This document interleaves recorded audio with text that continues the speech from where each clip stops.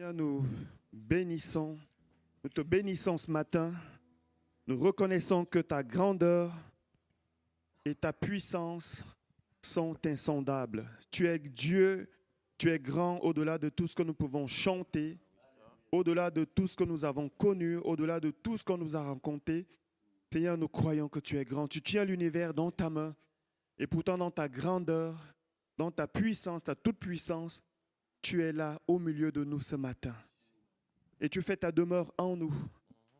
Et c'est un privilège, c'est une grâce et nous en sommes reconnaissants et nous te bénissons pour cela. À toi la gloire, l'honneur et la louange. Au nom de Jésus. Amen. Amen. Bonjour à tous. Soyez bénis ce matin. Est-ce que vous allez bien? Bien. Amen. Ok, on va bien. On a parlé de foi, Maxime a parlé de foi dans l'intro et j'aimerais aussi apporter un message sur la foi. Et comme je l'ai dit mercredi passé à la réunion de prière, la foi, c'est certainement l'une des choses que nous avons de plus précieux en nous. Amen. Je n'ai pas peur des épreuves, des tempêtes, des tourbillons, de tout ce que la vie peut nous envoyer comme adversité, comme situation. Si j'ai peur d'une chose, c'est qu'un jour, je n'ai plus de foi en Dieu, que je commence à douter de Dieu. Paul, à la fin de sa vie, il dira, j'ai combattu, j'ai couru, j'ai combattu le bon combat, j'ai gardé la foi. Il s'est retrouvé seul dans une prison, abandonné, mais il a gardé la foi et c'était l'essentiel. Et ma prière est que le Seigneur nous donne de garder la foi, une foi indéfectible, peu importe les circonstances, peu importe les moments, peu importe les tempêtes, tant que tu as la foi, Dieu peut agir. Amen. Tant que tu as la foi, tu es agréable à Dieu. Tant que tu as la foi, tu permets à Dieu de faire ce qu'il a résolu de faire. À lui soit la gloire.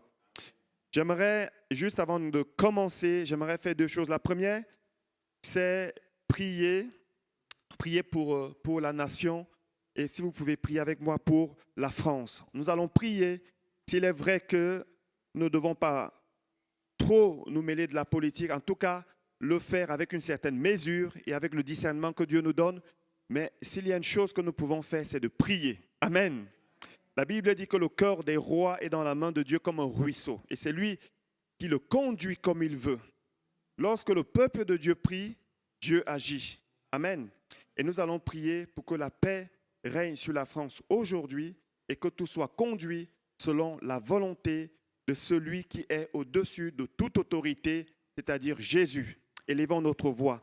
Éternel Père, Saint notre Dieu, nous voulons en cet instant être solidaires avec tous nos frères et sœurs en Christ qui intercèdent, qui ont intercédé ou qui peut-être intercèdent encore aujourd'hui pour la nation de la France. Père, nous voulons élever nos voix, venir devant le trône de ta grâce, Seigneur. Te demander, Père Saint, d'étendre ta main, Seigneur, sur la nation de la France aujourd'hui, afin, Seigneur, que peu importe ce que tu as résolu de faire, peu importe la manière dont les choses vont évoluer, avancer, Seigneur, que ta paix, Seigneur, règne sur la France, que ta paix règne sur cette nation. Ô Père éternel, nous croyons que dans cette nation, tu as un peuple nombreux. Alors, Seigneur, ne permets pas qu'à cause, Seigneur, des erreurs des hommes, à cause peut-être des émotions, des sentiments, Seigneur, et peut-être même de la colère, que tes desseins soient assombris. Ne le permets pas. Seigneur, visite la France d'une manière particulière aujourd'hui. Envoie tes anges, Seigneur, dans cette nation.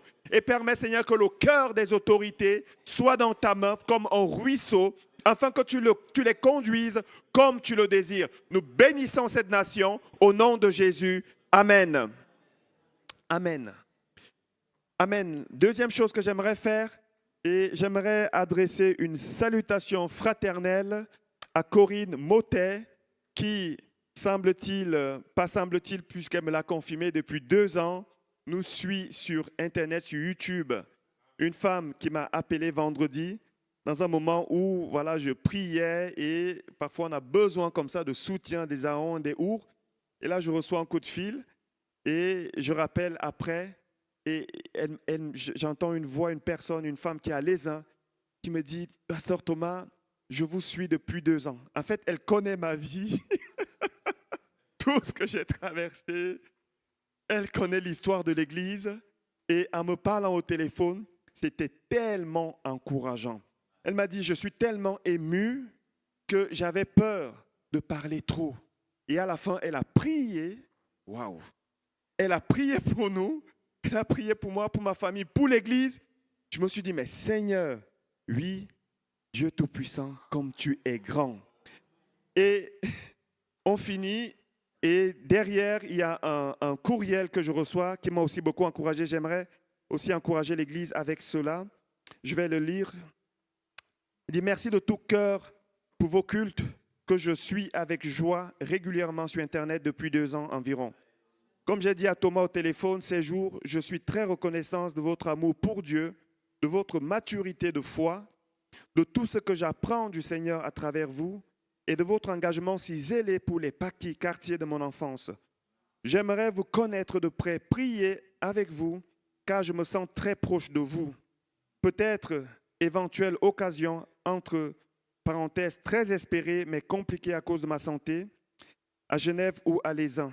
J'aimerais effectivement être près de vous.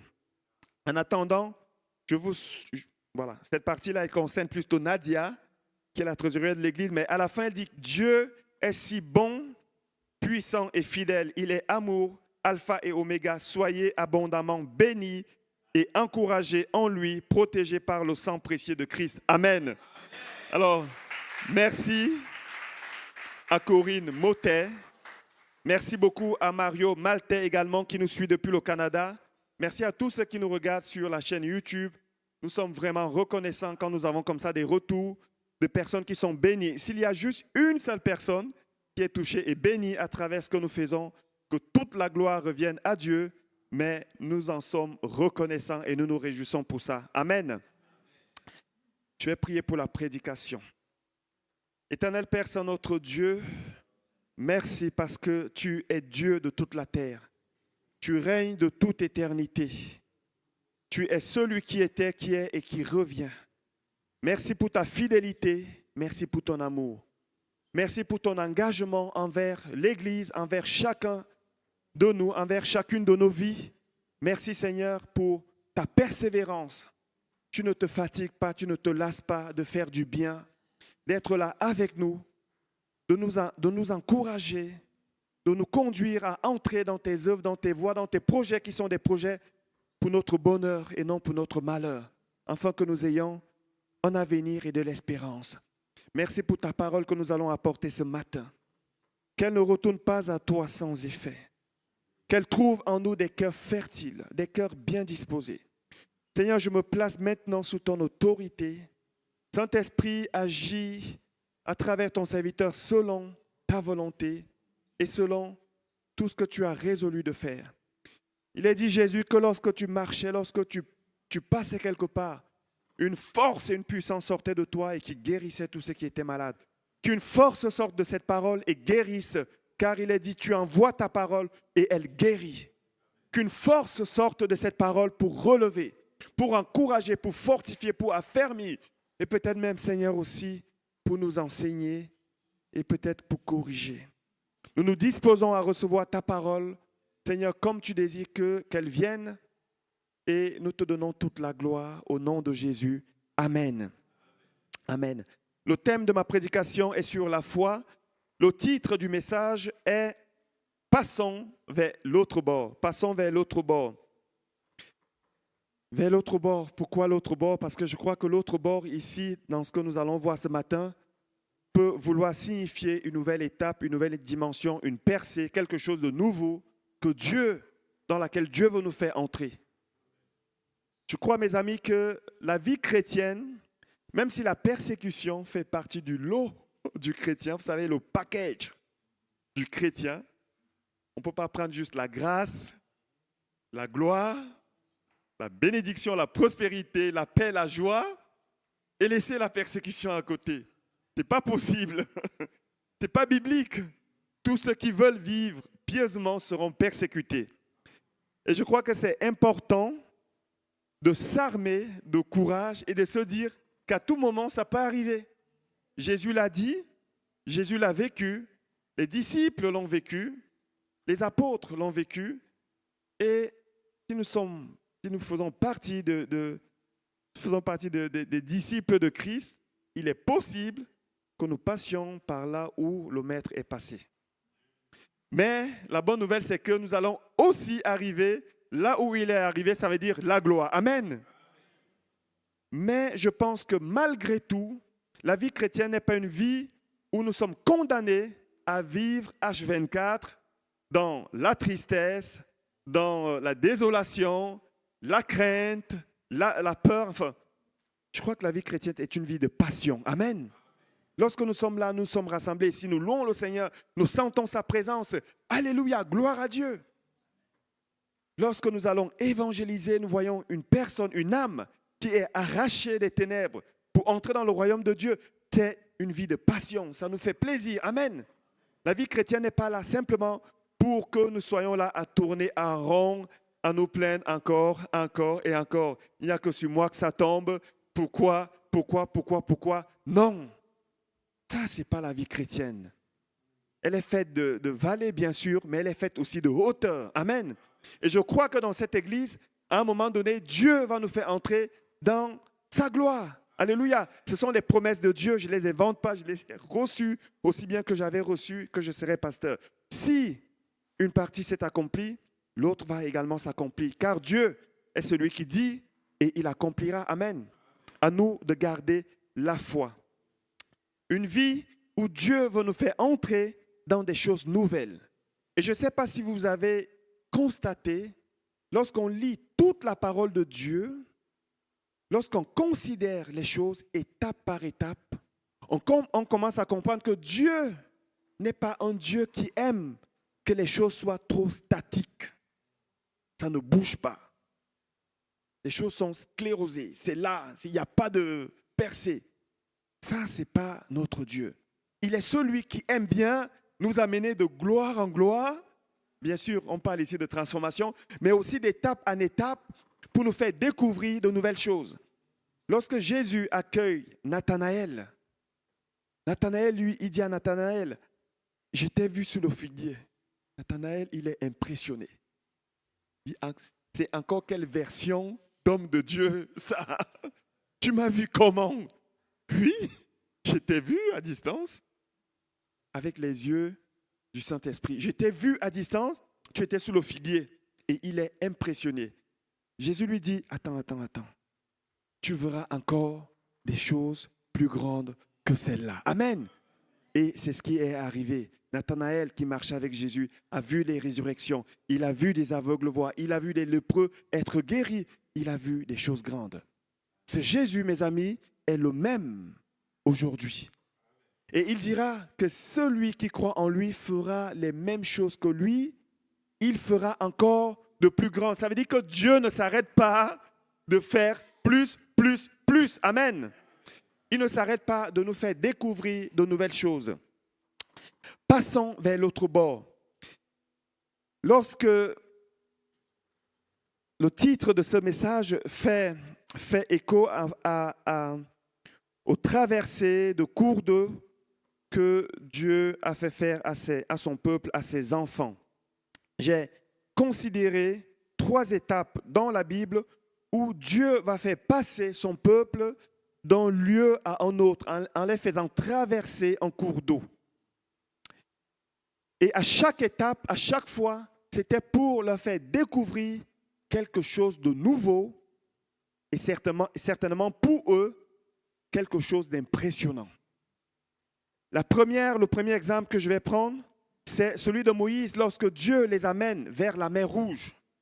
Il aurait pu les amener par un autre chemin, mais il les amène vers la mer Rouge où il va fendre cette mer Rouge en deux, bien sûr, on l'a dit dimanche passé. Moïse avait sa part à faire. Deuxième exemple, c'est Josué. Lorsqu'ils sont aux portes de Canaan, il y a le Jourdain qui est là. Et le Seigneur va également leur faire passer ce Jourdain pour les faire entrer dans la terre promise.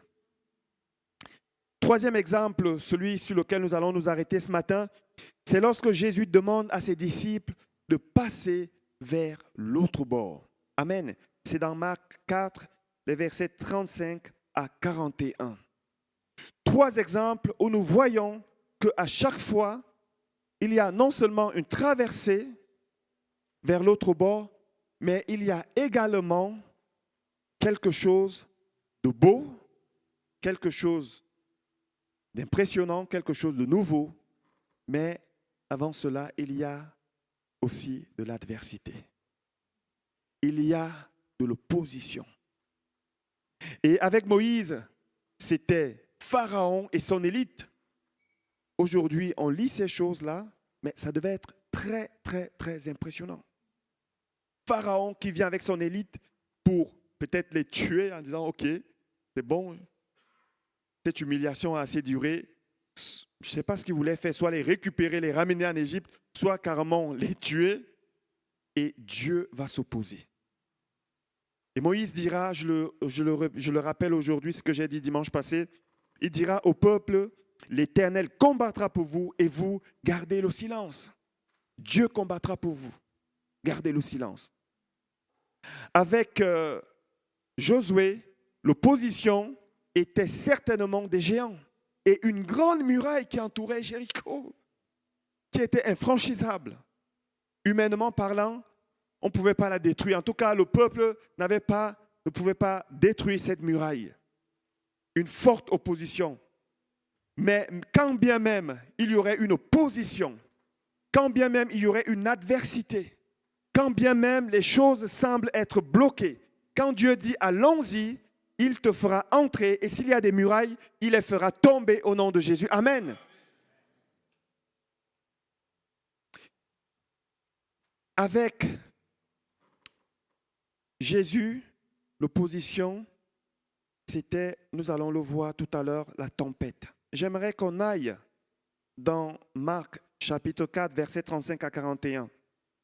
On va lire ce texte en entier pour nous situer dans le contexte et on va aller étape par étape pour voir quel enseignement tirer de ce récit et qu'est-ce que Dieu veut nous dire ce matin pour toi, pour moi, pour ceux qui nous regardent en ce moment sur YouTube. Lisons. Ce même jour, sur le soir, Jésus leur dit, passons vers l'autre bord. Vous avez la version Louis II 21 qui s'affiche. J'ai la seconde ici, mais le sens est le même. Passons vers l'autre bord. Après avoir renvoyé la foule, ils l'amenèrent dans la barque où il se trouvait. Il y avait aussi d'autres barques avec lui. Il s'éleva un grand tourbillon et les flots se jetaient dans la barque au point qu'elle se remplissait déjà. Et lui, il dormait à la poupe sur le coussin. Ils le réveillèrent et lui dirent, « Maître, ne t'inquiètes-tu pas de ce que nous périssons ?» S'étant réveillé, il menaça le vent et dit à la mer, « Silence, tais-toi !» Et le vent cessa. Et il y eut un grand calme. Puis il leur dit, « Pourquoi avez-vous ainsi peur? Comment n'avez-vous point de foi ?» Ils furent saisis d'une grande frayeur et ils se dirent les uns aux autres, « Quel est donc celui-ci à qui obéissent même le vent et la mer? Quel est donc celui-ci à qui obéissent les éléments naturels? Quel est donc celui-ci? » Mais avant cela, revenons sur ce que Jésus va dire à ses disciples dans ce récit. Il leur dit, ce même jour, au soir, ça veut dire qu'il commence à faire nuit. Ce n'est pas le moment de commencer à aller traverser une mer. Mais Jésus leur dit, passons vers l'autre bord. Et le mot passons ici veut, premièrement, la première chose, le premier enseignement qu'on tire de ce récit, de ce mot passons, c'est que Jésus, lorsqu'il dit passons, ce n'est pas allez-y, moi je reste en retrait, advienne que pourra. De toute manière, vous êtes des pécheurs, tout cas, il y en avait 4 parmi.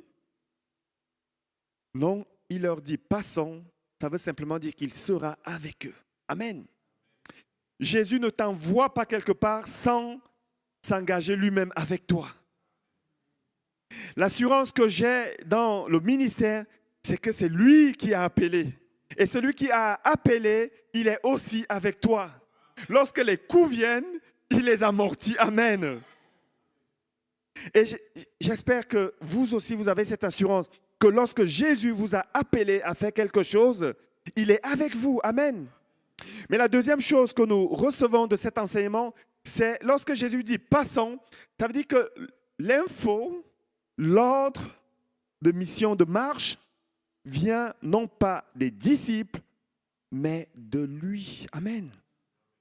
C'est pour ça que j'insiste et j'insisterai encore aussi longtemps que nécessaire que dans l'Église, c'est Jésus qui est le maître, c'est lui qui est le chef, c'est lui qui est la tête. Raison pour laquelle, peu importe l'idée, peu importe la science, peu importe la connaissance, peu importe l'expérience, nous devons premièrement demander à celui qui est le maître. Amen. Parce que les choses peuvent sembler être bien pour nous, mais pas pour lui. Nous, si j'étais à la place de Jésus, quand bien même il faudrait passer vers l'autre bord, je dirais, il faut attendre que la météo soit bonne et c'est mieux de le faire en plein jour parce que là, on a une bonne visibilité. Mais non, Jésus dit au soir, passons. Et l'autre bord, passons à l'autre bord. L'autre bord peut vouloir signifier une nouvelle étape, une nouvelle dimension, peut-être une percée, une nouvelle chose. Et peut-être que pour toi, pour moi, pour ceux qui nous regardent, c'est peut-être un travail, c'est peut-être une situation où peut-être Dieu veut te mettre avec quelqu'un. Peut-être un mariage, une union, un défi, quelque chose qui est là où Dieu veut te faire entrer parce qu'il veut te faire voir de nouvelles choses comme il a promis aussi à Nathanaël. C'est peut-être une nouvelle dimension dans laquelle Dieu veut te faire entrer. L'autre bord peut vouloir signifier peut-être autre chose. Et peut-être qu'en ce moment, pendant que je parle, le Saint-Esprit est en train d'ouvrir ton intelligence et te montrer quel est ton autre bord. Troisième chose, qu'est-ce que Jésus va faire? Il va renvoyer la foule. Aïe. Jésus renvoie la foule. Foule, vous pouvez rentrer. Il les a nourris.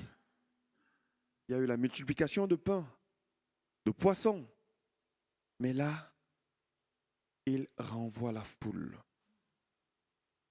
Et je me suis dit, parmi cette foule, il y avait certainement des personnes qui avaient à cœur de suivre Jésus. Qui avaient à cœur de suivre Jésus. Mais peut-être qu'ils n'étaient pas encore prêts à le suivre dans les eaux profondes. Parce que nous le verrons plus tard, Jésus, il avait en lui l'Esprit de Dieu qui lui montrait les choses en avance. Il allait avoir des tourbillons, il allait avoir des tempêtes. Il renvoie la foule. Il y avait d'autres barques, la Bible nous dit. Il y avait d'autres barques. Mais il renvoie la foule. Et dans cette foule, il y avait peut-être des curieux, vous savez. Dans la foule, même dans les églises, il y a des curieux. Je viens voir comment ça se passe. Dans cette foule, il y avait peut-être des sceptiques. Ça veut dire, on vient, on a entendu que Jésus guérit, il fait des choses, mais on est entre deux. C'est pas trop. On est comme la Suisse. On est neutre. Ni à gauche, ni à droite. On est au milieu.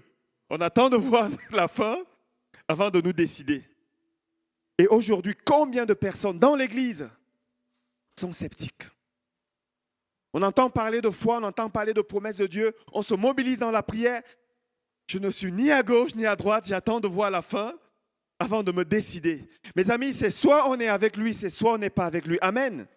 Et je crois que l'Église, aujourd'hui, le Seigneur nous invite à nous engager sérieusement et concrètement et de tout notre cœur avec lui. Amen. Il a placé des hommes et des femmes. Alors, nous sommes peu de choses, mais faites et faisons confiance à celui qui a appelé. Jésus ne s'est pas trompé. Amen. Je dis souvent aux gens, je ne me fais pas confiance en moi, je fais confiance à lui. Et lorsqu'il y a des peurs qui se présentent, lorsqu'il y a des doutes qui se présentent, je me dis, lui, il sait ce qu'il fait. Amen. Il sait ce qu'il fait. Dans cette foule, il y avait peut-être des gens qui aiment les bains de foule. Vous savez, dans la société actuelle, dans la société d'aujourd'hui, c'est très actuel, les bains de foule. Lorsque ça bouge, il y a la musique, ça sonne, on est un peu comme dans le monde. Alléluia, on chante. On ne peut plus aller en boîte de nuit parce que notre conscience va nous condamner. Alors on va là où il y a beaucoup de gens, ça remplace les bains de foule. Et dans cette foule, Jésus va trouver un petit groupe, un petit nombre qui sont prêts à vivre une nouvelle expérience avec lui. Que le Seigneur trouve en toi ce matin une personne qui est prête à entrer avec lui dans la barque. Du reste, le lieu où nous sommes, ce bâtiment s'appelle la barque. S'appelle la barque. La raison pour laquelle quand vous sortez de l'autre côté de la route, la rue de Berne, vous avez une petite barque qui est accrochée juste au-dessus de l'affiche de l'église. Parce que les personnes qui ont construit ce bâtiment qui appartient à l'église protestante ont nommé ce lieu la barque. La barque. Des personnes qui sont prêtes à aller avec lui dans la barque. Jésus, semble-t-il, n'est pas impressionné par les bains de foule. Ce n'est pas ce qui l'intéresse le plus. Il est avec 5000 hommes, 7000 hommes, et il est avec la femme samaritaine, et c'est le même Jésus. On ne voit pas un Jésus qui a changé. On ne voit pas un Jésus qui est là en train de dire, ouh, qui est en train d'appeler. Vous savez, Jésus ne faisait pas la propagande, il ne faisait pas la pub pour appeler les gens. Il était là juste pour faire ce que le Père lui avait demandé de faire. Il renvoie la foule. La question ce matin avant de continuer, est-ce que nous faisons partie de la foule? Est-ce que nous avons la pensée de la foule ou nous sommes prêts à suivre Jésus? À chacun de répondre à cette question personnellement. Voilà qu'au moment où ils vont, ils commencent à aller, ils sont dans la barque. Et semble-t-il, au moment où ils démarrent, il n'y a pas de problème. Il n'y a pas de problème, ils naviguent, mais les problèmes arrivent plus tard. Souvent, quand on commence avec Jésus, vous savez, quand il est venu nous chercher, il nous a remplis de paix, il nous a attirés avec des cordages d'amour, il nous a bénis, il nous a montré qu'il est là. La grâce est là, on marche grâce sur grâce. Et à un moment donné, il y a un tourbillon qui se lève. À un moment donné, il y a une tempête qui se lève. Qui se lève. La Bible nous dit que c'était au point où les eaux commençaient à entrer dans la barque. Les eaux entraient dans la barque. Et les disciples, ils s'élevaient en grand tourbillon et les flots se jetaient dans la barque au point qu'elle se remplissait déjà. Waouh! Que ça parle à quelqu'un ce matin? Que ça nous parle en tant qu'Église? Au point où les eaux se remplissaient dans la barque. Et lui, il dort. Ah Seigneur! Et lui, il dormait. Et on pourrait se poser la question, pourquoi, Seigneur, tu dors? Ils ont posé cette question. Ils l'ont réveillé. Il y a un tourbillon qui est là. C'est comme une opposition, une adversité qui est là. Vous savez, le caractère du tourbillon, c'est soit il vous attire vers le bas, et je suis allé un peu me renseigner sur le tourbillon, les tourbillons dans l'eau, et paraîtrait-il que le tourbillon dans l'eau, certains tourbillons sont tellement forts que ça peut vous amener jusqu'à 220 mètres. Les gens ont mesuré en bas, dans l'eau. Je ne sais pas si vous imaginez. Ça te prend, ça te fait tourner en rond. Tu ne sais plus où est le nord, où est le sud, où est l'est, l'ouest. Et en plus, soit ça t'enfonce vers le bas, soit ça te propulse vers le haut et parfois à des hauteurs. Ça, c'est le caractère du tourbillon. Dans tous les cas, le but est de te déstabiliser. Le tourbillon est là. Et combien de personnes aujourd'hui, c'est plus où on en est. Qu'est-ce qui se passe? Oui, c'est possible que ce soit un tourbillon spirituel qui est là. Pendant ce temps, il dort. Il dort et j'aime bien ce qu'ils vont faire, mais pas tout à fait de manière exacte. Il dormait. Revenons déjà dans il dormait. Je crois qu'il y a un enseignement à tirer, il y a une profondeur dans il dormait. La Bible nous dit, vous êtes d'accord, que Dieu ne sommeille ni ne dort. On est d'accord? Ça veut dire que l'esprit de Dieu en Jésus était un esprit qui ne dormait pas. La barque se remplit et Jésus est là à côté, il dort. Qu'est-ce que Jésus a voulu enseigner à ses disciples? Peut-être que Jésus aime bien quand on le réveille. Il veut qu'on compte sur lui. Amen. La Bible dit, confie-toi à l'Éternel de tout ton cœur et ne t'appuie pas sur ta sagesse, ne t'appuie pas sur tes connaissances, ne t'appuie pas sur ce que tu sais, sur ton expérience. Il veut que tu comptes sur lui. Et ici, lorsque les disciples vont réveiller Jésus, Jésus ne va pas leur faire le reproche de pourquoi vous m'avez réveillé. Parce qu'en fait, ils réveillent Jésus avec aucune notion que Jésus peut calmer la tempête. C'est pour ça qu'ils sont étonnés. Quel est celui-ci qui calme le vent et la tempête? On est d'accord? La parole de Dieu, elle est simple. Ils le réveillent parce qu'ils se disent, mais il est là, il dort. Il pourrait peut-être nous donner un coup de main quand même. C'est quand même lui qui nous a amenés dans ces situations. Et combien de fois on pourrait, c'est pas Maxime pourrait se dire, mais Seigneur, quand même toi qui m'as appelé à te servir. Là, il y a des eaux qui sont là. Seigneur, quand même, fais quelque chose. Ou Thomas pourrait se dire, mais Seigneur, tu m'as appelé. Qu'est-ce qui se passe? Il y a de l'eau qui est en train d'entrer là. Seigneur, fais quelque chose. Je ne me suis pas levé en disant, je vais aller là-bas, c'est toi. Mais Seigneur, non. Il le réveille avec cette panique. Et c'est ça qui leur sera reproché. Ils ont vu certaines choses. Ils ont vu Jésus multiplier le pain, les poissons. Ils ont vu ça. Et jusque-là, leur foi est encore ébranlable. Leur foi défaille encore. Jésus, il dort. Peut-être parce qu'il veut qu'on le réveille. C'est aussi pour ça que nous sommes dans une dynamique de prière à l'église pour réveiller Jésus. Mais nous allons le faire comme Jésus veut qu'on le réveille. Vous savez, il y a un cri que Dieu n'aime pas. Le cri de panique de Moïse, le Seigneur lui dit, pourquoi ces cris? Ce cri-là, le Seigneur va aussi leur reprocher. Pourquoi est-ce qu'il se comporte comme ça? Mais si c'est un cri de Bartimée qui est un cri de foi, alors là, Jésus s'arrête et il aime ça. Il aime le cri de la foi. La Bible dit que lorsqu'un malheureux crie, l'Éternel entend et il le délivre. Il aime le cri de la foi. David, dans le psaume 7, verset 7, dira ceci, « Lève-toi » et nous l'avons chanté, le Seigneur se lève, ses ennemis s'enfuient. « Lève-toi, ô Éternel, dans ta colère, lève-toi contre la fureur de mes adversaires.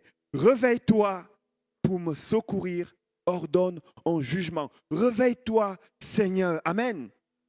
Pierre-Paul a déjà dit, ça permet que je ne vais pas donner beaucoup d'explications avec ça. Les ennemis ici, on n'a pas d'ennemis en la personne de mon frère, de ma sœur et même des hommes. Notre ennemi, celui qui veut notre chute, celui qui ne veut pas qu'on atteigne l'autre bord, c'est Satan et c'est contre lui qu'on se lève. Amen. Lève-toi contre mes ennemis. Alors s'il est utilisé, s'il utilise les hommes, faisons attention quelquefois parce que dans la foulée, lorsqu'il balaie Satan, l'instrument que Satan a dans sa main peut aussi être balayé. Faisons attention de ne pas être des instruments dans la main du diable, comme Judas l'a été. Lève-toi, Éternel, dans ta colère. Réveille-toi pour me secourir. Ça, c'est une bonne prière. Ça, c'est une prière qui marche parce que ça a marché avec David. Et peut-être que le Seigneur voulait qu'on le réveille ainsi. Le verset, la prochaine étape, 6, s'étant réveillé, il menaça le vent et dit à la mer, silence, tais-toi. Silence, tais-toi. J'aime Jésus. J'aime le caractère de Jésus. J'aime Jésus. J'aime la manière dont il agit. J'aime quand il se lève. Amen. Quand il se réveille, quand il prend les choses en main. Et peu importe ce que tu vis, à un moment donné, Jésus va se lever. Amen. Parce que c'est lui qui t'a appelé, c'est lui qui est avec toi dans la barque et c'est lui qui va prendre position, même si tu as l'impression que les eaux sont en train de remplir ta vie. Il y a une situation qui est là, qui est comme bloquée, qui veut t'enfoncer. Jésus va se lever parce que c'est lui qui t'a appelé. Amen. C'est lui qui marche avec toi. Il est avec toi. Il est devant, il est derrière. Jésus ne dort pas. Et même si tu as l'impression qu'il dort, il ne dort pas. Et à un moment donné, il se lève. Et lorsqu'il se lève, il calme même les éléments. Amen. Parce que son nom est au-dessus de tout nom. Son autorité est au-dessus de toute autorité. Quand il dit silence, tais-toi, ça se calme. Peu importe l'adversité, l'opposition qui est en face. Amen. J'aime la manière dont Jésus va agir. 2 mots. Silence, tais-toi. C'est tout ce qu'il va dire. Lorsqu'il va pour ressusciter Lazare, 2 mots. Lazare, sort. Et le mort se lève. Lorsqu'il va ressusciter la fille de Jairus, il dira, Talitha Koumi. 2 mots. Jeune fille, lève-toi. Et elle va se lever. Jésus n'a pas besoin de beaucoup parler. Il calme les choses et ça se règle tout de suite. Mais le mot que Jésus va employer, lorsqu'il dira tais-toi, en fait, c'est un mot qui était adressé, vous savez, en grec, ce mot veut dire phimo, P-H-I-M-2-O, phimo. C'est un mot, c'est une expression qu'on employait pour parler aux esprits. Pour parler aux esprits. En grec, on ne dit pas, il y a plusieurs mots pour dire à un homme tais-toi et un autre mot pour dire à un esprit tais-toi. Et ici, le mot qu'il emploie, c'est comme s'il parlait à un esprit, à une entité spirituelle. Tais-toi, c'est le même mot qu'il va employer dans Luc 4, verset 35. Lorsqu'il dira à un démon qui est en train de vouloir parler, il dit silence, tais-toi. C'est le même langage qu'il va employer. Le même langage. Silence, tais-toi. Ça veut dire quoi? Ça veut dire que cette tempête-là, ce tourbillon-là, était sponsorisé, commandité par l'ennemi. À la fin, nous verrons pourquoi. L'ennemi ne voulait pas qu'ils atteignent l'autre bord où il y avait une légion qui était là. Silence, tais-toi. Et ça va se calmer aujourd'hui. Ça va se calmer. Et le Seigneur leur fera un reproche. Il leur fera un reproche en disant, pourquoi avez-vous, est-ce qu'on peut revenir sur ça? Il leur fera le reproche de la foi.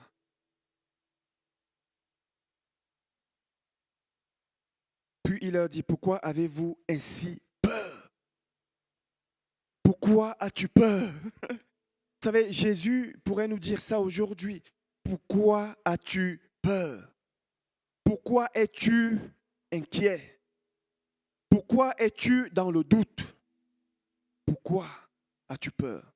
Alors que je suis là. Je suis là. Vous savez, la peur, ça vient de ce qu'on analyse les choses par rapport à ce qu'on voit. Ah, je vois certaines choses, alors j'ai peur. Vous savez, le rationalisme. Mais si nous pouvons marcher par la foi et non par la vue, si nous pouvons avoir un regard de foi en nous disant, Seigneur, tu es là. Et non seulement tu es là, tu as fait la promesse. Tu as dit, passons vers l'autre bord. Et parce que tu es Dieu, nous allons y arriver. Pourquoi vous avez ainsi peur? Comment n'avez-vous point de foi? Comment n'avez-vous point de foi? Vous savez, la foi ne se mesure pas au décibel. La foi ne se mesure pas au niveau, à la fréquentation d'un culte. Je suis là tous les dimanches, alors j'ai la foi. La foi ne se mesure pas à la longueur de nos prières, à toute la connaissance qu'on a de la Bible. La foi se mesure dans les moments difficiles. C'est là où tu vas jauger ta foi. C'est là où ta foi sera pesée, mes amis. Dans des moments difficiles, sois la meilleure version de toi-même. Dans les moments difficiles, il faut que Jésus arrive à compter sur toi. Il faut que Jésus voie en toi quelqu'un qui est stable. Ce sont ces personnes-là que Jésus veut utiliser pour faire la différence dans ce monde. Amen. Parce que même lorsque Jésus va te confier des choses, si tu n'as pas de foi, tu vas laisser tomber. Parce que même s'il y a une gloire qui va t'accompagner, un succès, une prospérité, il y aura également des tempêtes et des tourbillons. Et plus ce que Dieu veut te confier est grand, plus les tourbillons peuvent être grands. Et il faudra qu'à un moment donné, lorsque tout le monde est en train de douter, lorsque parmi 12 personnes, il y a 10 qui disent, là-bas, il y a des géants, que Dieu trouve 2 personnes qui disent, non, nous on croit que si tu dis, ça peut le faire. On croit, amen. Peut-être que ce matin, tu vas être cette personne-là. Alléluia. Je prie que parmi nous ici, et peut-être ceux qui nous regardent, que Dieu trouve des personnes comme ça, qui ont la foi de Caleb, qui ont la foi de Josué, qui disent, Seigneur, moi je tiendrai parce que tu es avec moi et parce que je crois que tu es Dieu. Amen. Amen. Il a fait le reproche. Et finalement, ils vont arriver vers l'autre bord. Ils vont arriver vers l'autre bord. Je vais aller dans ma conclusion en disant, qu'est-ce qu'il y avait donc vers l'autre bord? Qu'est-ce qu'il y avait vers l'autre bord? Nous l'avons entendu, l'autre bord peut signifier une nouvelle étape, quelque chose de nouveau. Il y avait les Gadaréniens. Semble-t-il que les Juifs n'allaient pas souvent de ce côté-là, parce que c'était un endroit où on élevait les porcs, et les Juifs n'avaient pas de contact avec les porcs. Ils considéraient que c'était un animal qui était souillé. Et au moment où Jésus est avec eux, ils sont encore dans la loi. Il est en train de les faire sortir. Vous savez, Jésus, il y a une étape entre avant, pendant et après Jésus. Et au moment où Jésus est là, il est né dans la loi avec eux pour les faire sortir, mais ils ont encore cette notion que le porc est un animal qui est souillé. Donc c'était un lieu qui était infréquentable pour les Juifs. Et quand ils arrivent là-bas, il y a un homme qui a une légion de démons en lui. Ils avaient vu Jésus agir dans la vie d'un homme chassé même de Marie, de Madeleine, 7 démons. Ils ont vu ce Jésus-là, mais ils n'ont pas vu encore Jésus qui chasse une légion de démons d'un homme. La Bible dit que cet homme-là, on ne pouvait pas, même les chaînes, les démons cassaient même les chaînes. Personne ne pouvait résister à cet homme. Il s'aimait la pagaille.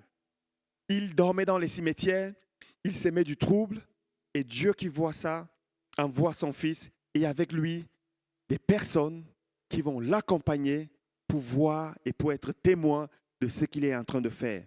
C'était une nouvelle étape, c'était une nouvelle chose, ça devait être impressionnant. En tout cas, moi j'aurais été impressionné. Une légion de démons dehors. Et lorsqu'il va accomplir ça, il va revenir avec eux, mais il va le faire. C'est ce qui m'amène à dire ce matin, je vais appeler les musiciens à me rejoindre. C'est ce qui m'amène à me dire ce matin que si tu es toi aussi dans cette étape, je ne sais pas où tu te trouves ce matin. Et même avant d'aller dans cette conclusion, j'aimerais peut-être nous poser une question et j'aimerais peut-être que tu te poses la question ce matin. Seigneur, si on était dans ce récit, si je me retrouve dans ce récit, dans quelle étape je me retrouve? Suis-je simplement de ceux qui sont dans la foule que tu as renvoyés en disant, ce n'est pas encore pour toi? Suis-je peut-être de ceux peut-être qui sont entrés dans la barque, mais malgré tout, qui ont peur et qui se posent toutes sortes de questions, qui peut-être poussent des cris, mais ce n'est pas des cris de foi, c'est des cris de panique. Nous allons mourir. Vous savez, j'ai entendu des gens dire ça. J'étais triste d'entendre la pasteur de la MIF dire qu'il y a un chrétien qui parmi les autres dans l'église disait, il n'y a plus rien. Au mois d'octobre, il n'y aura plus de MIF. Au nom de Jésus, c'est nul et sans effet. La MIF va rester ici au mois d'octobre. Ils vont continuer à servir le Seigneur. Ça, c'est des paroles qui sortent même tout droit de l'enfer, ça. Un chrétien, il dit, la manière dont je vois les choses, oui, de quelle manière? Est-ce que c'est Dieu qui t'a parlé? Dans quel conseil tu as été avec Dieu et il t'a dit ça? Il sort un truc comme ça, soi-disant par révélation. Mais de quelle révélation on parle? De quelle révélation on parle?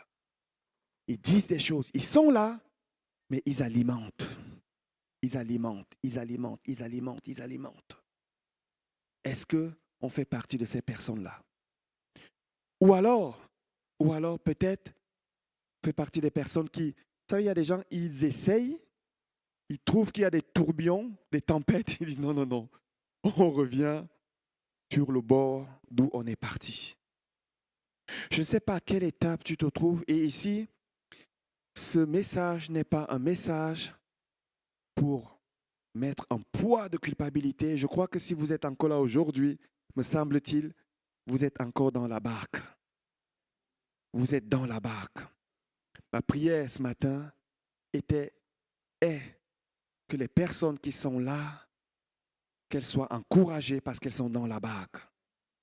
Seigneur, s'il y a une personne qui est dans la foule, s'il y a une personne qui est là et qui alimente peut-être même une crainte, une peur, un doute, une inquiétude, Seigneur, si tu veux renvoyer, c'est ton Église. Si tu veux renvoyer, c'est ton Église. Nous, on veut faire la traversée avec ceux qui sont dans la barque et qui croient que nous allons atteindre un objectif, celui que Dieu nous a fixé en tant qu'Église. Amen. Méditons un instant à ces questions. Méditons un instant à ces questions. Nous allons prendre maintenant un cantique. Nous allons prendre un cantique. Et pendant qu'on prend un cantique, ce cantique-là, chantons-le comme une proclamation. Chantons-le comme un acte de foi. Amen.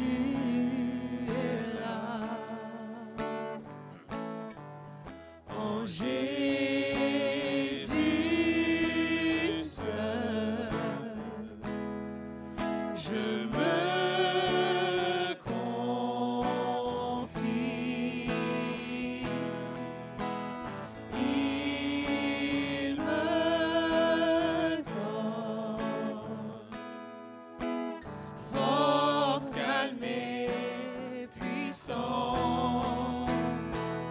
si les océans se déchaînent, je les traverserai avec toi.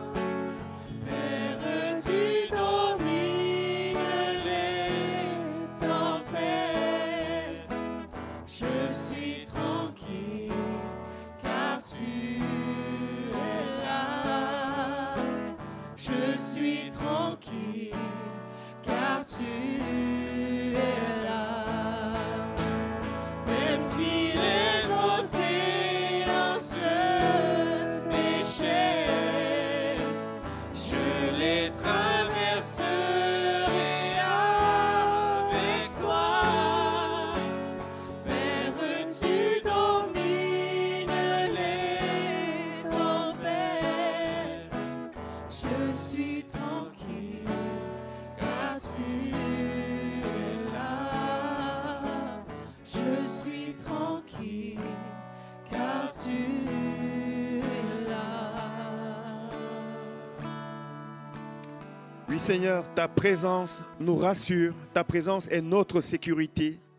Nous savons que tu ne laisses pas une épreuve, une tentation aller au-delà de nos forces, mais avec la tentation, tu nous donnes le moyen d'en sortir. Et le moyen d'en sortir certainement vient de toi. Ce matin, Père éternel, tu vois chacun de nous dans quelle étape nous sommes, Seigneur, dans quelle étape nous pouvons nous retrouver dans ce récit. Nous prions, Père Saint, d'étendre ta main ce matin afin que la foi soit affermie, afin, Seigneur, que le courage soit renouvelé, afin que des forces nouvelles soient redonnées. Seigneur, nous chassons l'esprit de peur qui n'est pas un esprit de foi. Nous chassons l'esprit de timidité qui n'est pas un esprit de foi. Nous croyons, Seigneur, que tu nous as donné un esprit de force, d'amour et de courage. Seigneur, c'est cet esprit que nous voulons, c'est de cet esprit que nous voulons être animés. Nous croyons que aussi longtemps que tu es avec nous, aussi longtemps que tu es dans la barque, aussi longtemps que tu es notre bouclier, notre protecteur, notre directeur, celui qui nous conduit, tout va bien. Au nom de Jésus, amen. Tout va bien. Merci Seigneur, que toute la gloire, l'honneur et la louange te reviennent. Nous reconnaissons que dans ce quartier, tu es Dieu. Tu es maître, tu es l'autorité suprême, Seigneur. Aucun nom n'est au-dessus du nom de Jésus. Nous reconnaissons, Seigneur, que c'est toi qui règnes dans ce lieu. Tu nous as demandé de prier en demandant que ton règne vienne et que ta volonté soit faite. Seigneur, nous croyons que cela se fait déjà. Nous croyons que cela se fait déjà. Ce n'est pas demain que ça va se faire, c'est maintenant que ça se fait déjà, Seigneur. Ouvre les yeux, Seigneur, de nos cœurs. Permets, mon Dieu, qu'il y ait des visions. Permets qu'il y ait des révélations, afin que notre regard, Seigneur, s'aligne sur ton regard, sur la manière dont tu vois les choses, Seigneur. Nous te bénissons, car nous savons que tu es, tu étais et tu seras. Au nom de Jésus. Amen. Amen. Amen. Amen, amen. Soyez bénis. Soyez bénis. Amen. N'ayez pas peur. Dieu est au contrôle. N'ayez pas peur. Dieu est au contrôle. Soyons reconnaissants de ce qu'il fait. Soyons fidèles. Continuons dans cette barque. Que personne ne... Vous savez, dans la barque, quand ça bouge, je vais rentrer à la nage. Non, il y a quelque chose que Dieu veut faire. Pendant une semaine, le Seigneur me mettait cette parole dans l'esprit. Ne t'ai-je pas dit, si tu crois, tu verras la gloire de Dieu. Comme je le disais à Max, je me suis dit, ok, le Seigneur est en train de nous dire, tout va bien, ça va aller. Mais ça revenait jusqu'à ce que je dise, Seigneur, qu'est-ce que tu veux nous dire? Le Seigneur me dit, tu n'as pas encore compris que si tu crois, tu verras ma gloire. Ce que tu attends, c'est que les choses aillent bien. Mais moi, je suis en train de vouloir te dire que vous verrez ma gloire. Et lorsque Dieu donne, il donne abondamment. Amen. Vous verrez ma gloire. Et au moment où je me dis, ok, le Seigneur n'est pas juste en train de nous dire que ça va aller, il nous dit, il y aura quelque chose qu'on va voir. Et dès que j'ai inculqué ça, la parole est partie. Elle ne retourne pas tant qu'elle n'a pas atteint son but. Amen. Et c'est ce message que j'aimerais vous apporter. Soyons fidèles dans les cultes. Soyons présents dans les cultes. Soyons présents dans les réunions de prière. Encourageons-nous les uns les autres. Dans cette barque-là, ne nous marchons pas dessus. Quand ça bouge, ah Pierre, tu m'as marché sur le pied. Non, Jean, attends, calme-toi quand même. Non, non, non. Si je te marche dessus, c'est aussi parce que ça bouge. J'essaye de sauver, enlever l'eau. Mais on a compris que ça ne sert à rien d'essayer d'enlever l'eau. C'est de crier à lui, c'est de le réveiller. C'est pour ça qu'on va continuer de prier. Dans les groupes, dans les secteurs, priez. Continuez de prier. Si vous voulez même venir dans un groupe, parce qu'il y a plusieurs groupes qui se sont formés, venez, on va trouver un groupe où vous allez crier avec nous à Dieu. Amen. Que le Seigneur vous bénisse. Nous allons passer maintenant aux annonces. La MIF déjà s'excuse parce qu'aujourd'hui, on aurait souhaité avoir un culte en commun pour certaines raisons, indépendamment de notre volonté et aussi de la leur. Ça va être reporté en septembre, où il y aurait un peu plus de monde qui vont revenir des vacances. Et mais continuons à prier, aussi bien que vous priez pour eux, mais prions pour eux. Nous continuons.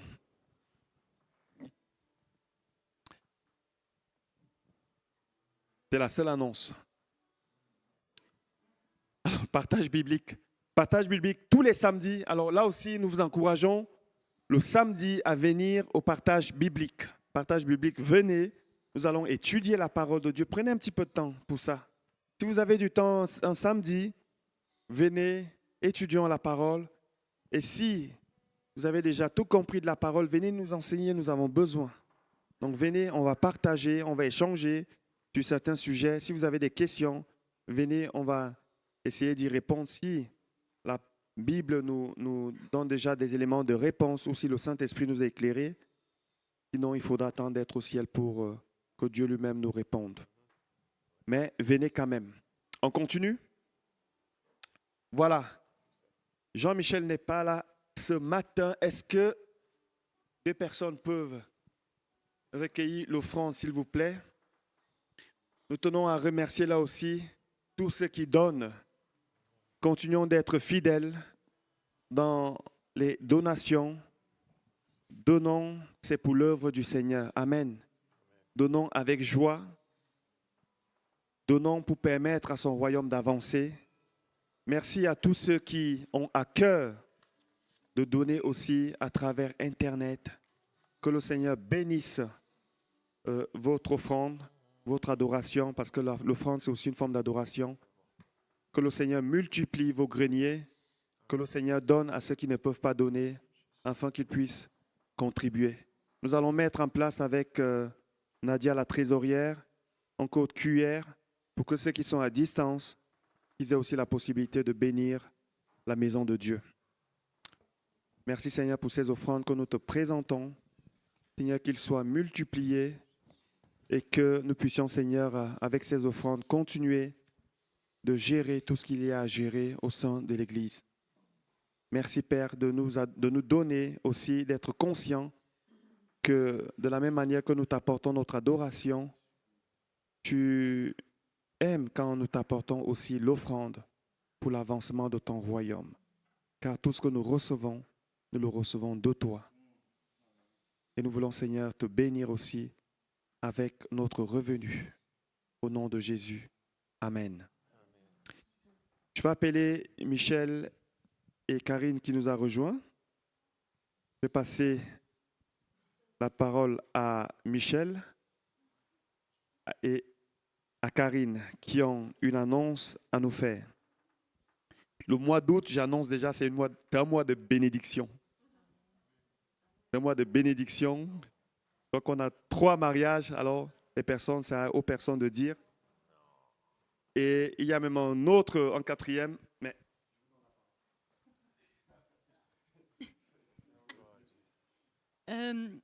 Nous, en fait, on aimerait simplement vous dire, en fait, je n'ai pas l'habitude du micro. vous dire en fait qu'on s'est fiancés, c'est bon.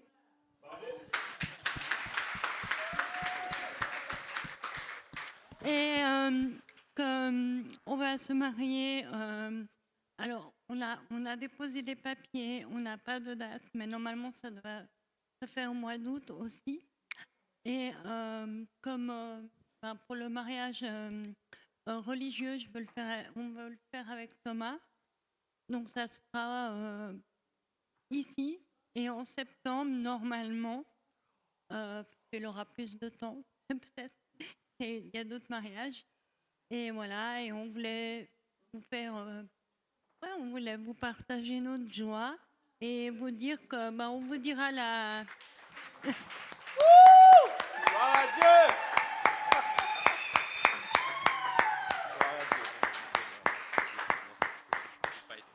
Et on vous dira la date. Comme ça, tout le monde pourra venir. Il n'y aura pas d'exception. Hein, et on se réjouit. Voilà. Amen. Pour la gloire de Dieu. Amen. Gloire à Dieu. Alors voilà, moi je voulais vous remercier d'avoir entouré Karine tout ce temps, puis aussi de m'avoir aussi accueilli parmi vous, aussi Pasteur Thomas de m'avoir accueilli, puis de m'avoir fait confiance aussi en confiant différentes choses, des messages et des choses comme ça. Et puis je suis vraiment très reconnaissant au Seigneur que j'ai pu rencontrer Karine et que maintenant on va vivre ce mariage. Et je vous demande la bénédiction, vos prières et je remercie chacun. Gloire à Dieu. Alors, je propose qu'on prie. Ce n'est pas la bénédiction nuptiale aujourd'hui. On va prier pour que dans cette nouvelle étape-là, qu'il n'y ait même pas de tourbillon, qu'il n'y ait rien, que le Seigneur conduise toutes choses. Amen. Éternel Père Saint, mon Dieu, nous voulons te bénir et te rendre grâce. Seigneur, nous savons que tu n'oublies personne. Et tu as à cœur de faire du bien à tous ceux qui souhaitent, Seigneur, recevoir de toi un besoin.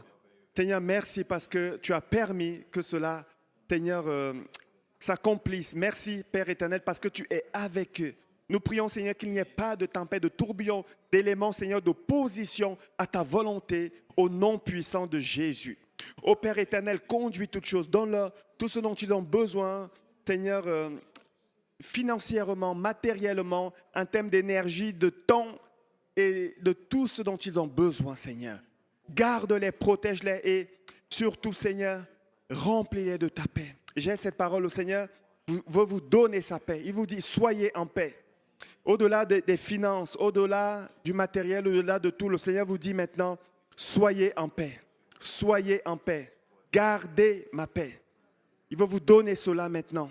Seigneur, merci de bénir. Merci, Seigneur, de faire reposer ta paix, Seigneur, dans le cœur de Karine, dans le cœur de Michel. Au nom de Jésus. Amen. Amen. Merci. Merci. Gloire à Dieu. Vous avez connu Cheryl. Voilà, certaines personnes ont connu Cheryl. Donc, au mois d'août aussi, elle va se marier. Elle va se marier. Donc, c'est juste pour info parce que c'est une fille, c'est comme une fille à moi aussi. Et avec son conjoint Joseph. Et ils vont se marier à l'état civil. Donc, au mois d'août, on sera aussi avec eux. Ils ont dû modifier, parce qu'on ne peut pas être partout. Donc, je dis déjà à Maxime, on aura du travail au mois d'août. On aura du travail, mais on y arrivera par la grâce de Dieu. Il nous soutient. Et puis, pour les autres personnes, chacun annoncera au moment opportun. On a terminé. Est-ce qu'on peut se lever pour la bénédiction? Est-ce qu'il y a une nouvelle personne qui est là? Je n'en ai pas vu. Ok, comme ça, on termine. Éternel Père Saint, notre Dieu, permets que le message, la parole que nous avons reçue, tombe dans des cœurs fertiles. Et surtout qu'elle soit gardée, qu'elle produise du fruit pour la gloire de ton nom. Permets que tous ceux qui regardent ce message, tous ceux qui le reçoivent, puissent non seulement être bénis, mais qu'ils puissent aussi, à travers cela, être une source de bénédiction pour les autres.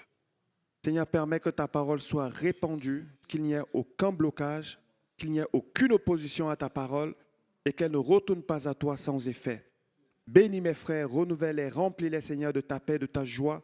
Que cette semaine soit une semaine bénie au nom de Jésus.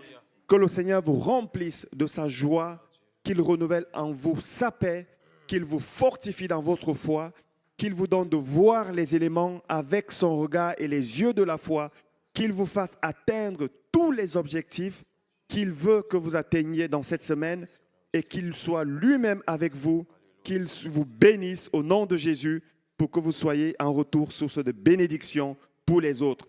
Soyez bénis abondamment au nom de Jésus. Bon dimanche et bonne semaine. Soyez bénis. Amen.